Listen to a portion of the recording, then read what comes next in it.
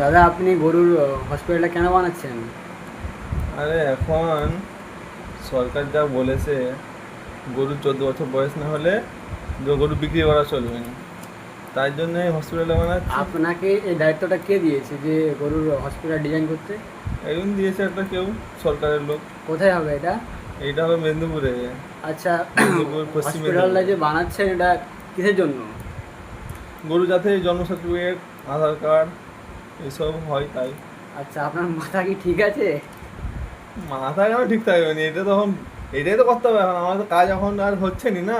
আচ্ছা, কিসের জন্য আপনি এই আধার কার্ড দরকার? কারণ কিসের জন্য? গরুর কি আধার কার্ড না হলে কি কি হবে না? এই তো গরু 14 বছর বয়স না হলে, প্রুফ না থাকলে গরু বিক্রি করতে দিচ্ছে না এখন। এই আচ্ছা, কারণে ঠিক বলেছে।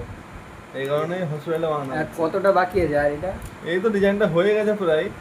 আমাদের কি এটা দেখো না, পোস্টারটা দেখো না। আচ্ছা, ঠিক আছে তো?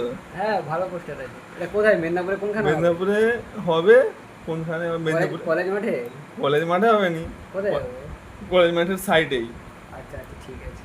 হুম।